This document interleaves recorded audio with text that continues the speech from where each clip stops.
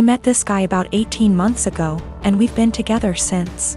He knows about my employment history, and he said that he has no issue with it. Though he did ask me to tell his family the white lie I occasionally use on my CV and stuff, which is that I was a waitress.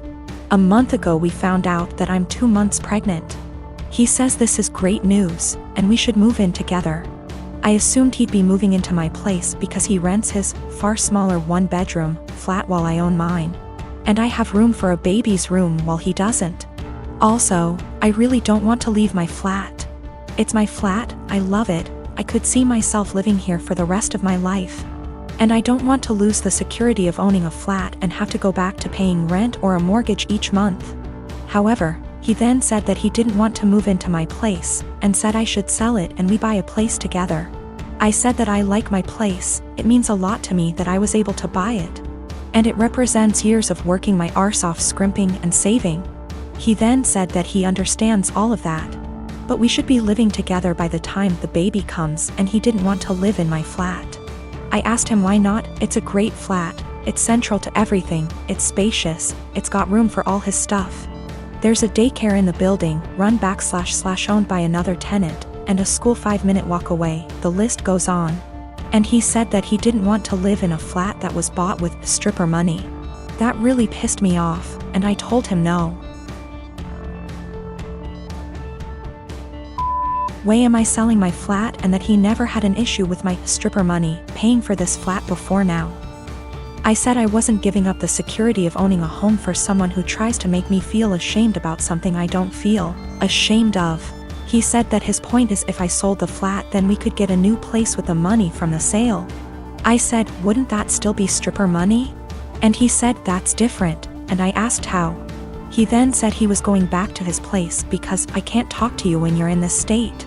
He's gone back to his flat now, and he's texted me saying I'm overreacting / irrational, and I need to think of this realistically, rather than emotionally. He says he wouldn't feel right raising a child in my flat knowing how I purchased it, and selling back / moving is the best idea of all of us, not to mention the fact he isn't on the deed because it's my place and it would never feel like our place because of this. I feel I might be the arse because I get why he might feel like it's just my place, and I feel I'm being too rigid in a time we need to work together. Plus I spoke to my sister and she sided with him, so 2 out of 3 people think I'm in the wrong here. I dumped him. There was a whole conversation, and during the conversation he said he didn't want to be a parent if I wasn't willing to do everything he wanted, including sharing a house back / deed, plus staying together. Also, at the start of the conversation I said what a few people suggested, which was that I'd be willing to sell and split the house with him, provided he paid 50%, and he got very angry. Very quickly. He also said a few other things, how it's all going to pan out just yet, but it looks like I'm going to be a single mother. My husband Nick was married to his first wife Vanessa for 5 years, and they had 2 amazing kids, Luke and Lila. Sadly, Vanessa died in an accident 11 years ago when the kids were very young. I started dating Nick 8 years ago, and we started off very slowly for obvious reasons. Nick has always been a little more distant than anyone I'd ever been with. But he and the kids lost Vanessa so young that I understood it.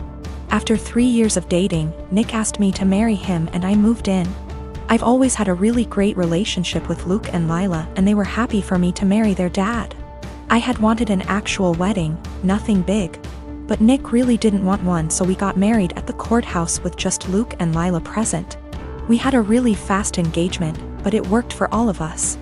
I have loved being Luke and Lila's stepmom and officially adopted them after I found out I was pregnant with our son, Casey. The kids have been so great with Casey and help out so much. Nick was wonderful during the pregnancy and had always been a really loving dad and husband. But Nick has been pulling away a lot the last few months. He's been even more distant than usual and working late nights and going away with friends almost every weekend. I've tried talking to him, but he's been impatient with both me and the kids. I found out I was pregnant in June and am now 21 weeks pregnant with a girl. The kids are excited to have a little sister, but Nick just seems so indifferent to everything and everyone. He's been missing soccer games, Lila's birthday, doctor's appointments, etc. Casey is too young to notice, but Luke and Lila are so hurt by their dad's absence. These kids are so good and they lost their mom so young, and I'm infuriated that Nick is ignoring the kids like this. Last week, I finally sat Nick down and told him that he needs to stop disappearing and be more present in our lives. We're going to have another child soon, and before we know it, Luke and Lila will be grown up and going to college. After an hour of arguing, he screamed at me that he wished Vanessa was still alive and that I had switched places with her and died instead. He also threw in some awful comments that I need to stop pretending I'm Luke and Lila's real mom and that I'm only half the mom Vanessa was. The final straw was him saying that he never even wanted any kids with me, but did it so I'd keep busy and leave him alone. I'm so beyond hurt right now. I know I'm just his second choice, but I've always tried to honor Vanessa and tell Luke and Lila how lucky they were to have her as their mom. I love all of our kids more than anything, and I'm just so heartbroken. Nick barely pays attention to Casey now and doesn't even acknowledge the pregnancy. He somewhat apologized this weekend and took all 3 kids to lunch, but he won't even look me in the eye. He seems like he wants to talk, but he doesn't say anything, and I'm too upset to even be near him. I'm not sure where to go from here. Honestly, I can't even be around Nick right now, and if there weren't any kids involved, I'd leave and never look back. I'm not sure if he's cheating or the thought of a 4th child is stressing him out. But I'm devastated and not sure how or why I should save this marriage, besides doing it for the kids. I'm not gonna be shy about this. My sister sucks. She is a horrible self-centered person who thinks she is the main character. She is not only a horrible person, she is a step monster. She married this guy, who is a freaking pushover.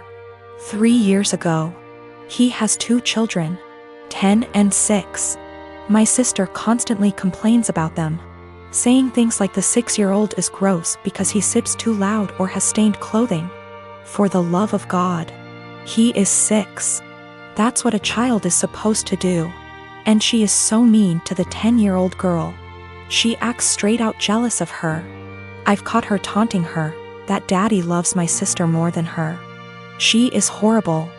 I have straight up called her out after trying to talk to her like a million times. At Christmas she was saying that I'd be nice to have the kids there, and I said, why? You hate them? This was when everything was almost over and she had been bragging to her friends that her husband had spent more on her than on daughter. A fight ensued. My parents reprimanded me, but my cousins took my side and called her out, noting every moment that they had witnessed her being horrible. Her husband obviously took her side and said that she was a wonderful stepmother and that the kids love her. To which I said that was a lie, as I had consoled them countless times after they were taunted by my sister. They left and we haven't talked since. One day I was running errands and run into my step-nephews who were with their mother. I had never met her. And honestly, she is wonderful. We decided to have some coffee. While the kids were playing, she asked me how her children behaved, etc. I said they were wonderful, and then I just spilled the beans on my sister. How awful she was. What I've heard her say to the kids, the inaction of her ex-husband. By the end she was horrified. She said the kids didn't like her. But she always chucked it up to my sister being the new woman in their father's life. She said the kids never really said anything even when she asked. I then told her I was very concerned for the children, as my sister had straight up told the 10-year-old that it would be better if she disappeared from her father's life. Their mother saw red and asked me if I'd be willing to testify. She said that this was unacceptable and she would be taking their father to court again. I said I would recount the events that I witnessed and could ask my cousins who witnessed a lot too. She was very grateful.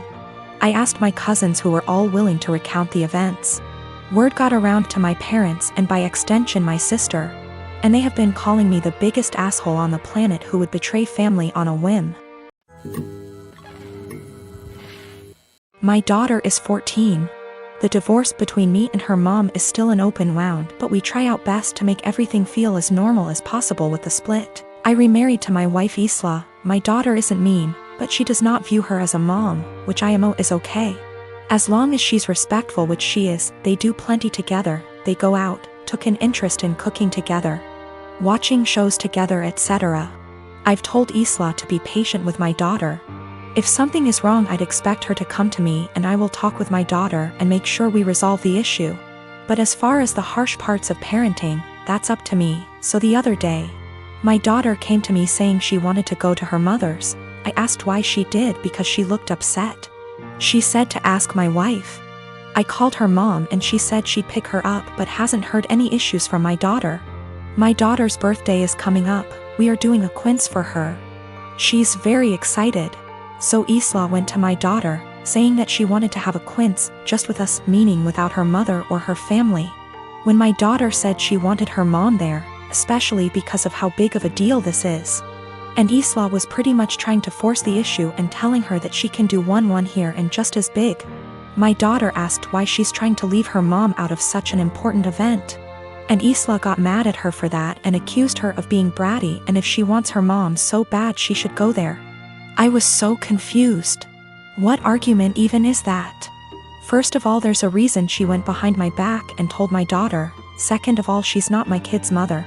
And the more she tried to replace her, the more my daughter will resent her. Third of all, she's never welcome to insult my daughter because of her issues, and I don't know where and why she thought this would fly. I told her this, and her argument was that she wanted to be noticed by my daughter and why I care so little about her feelings. I told her my daughter notices her. They go out in girls' days weekly, they go out, watch movies together, etc. My daughter has been plenty inviting to her. Frankly, I'm surprised at how well she's opened up to her, but now she will have to earn her trust back. She again asked why I keep taking my daughter's side and not meeting her in the middle. I told her she's wrong here, simple as that. I could have if she didn't do it like this. I told her that if she expects me to turn on my daughter, she's out of her mind, and my daughter comes first in any situation. She started crying and accused me and saying she's in second place, to which I confirmed. I would never want her to put me over a kid. She left and now isn't speaking to me. V asked my daughter if this behavior was consistent. She said that she feels like Isla makes it a point to not talk about her mom, but nothing this extreme.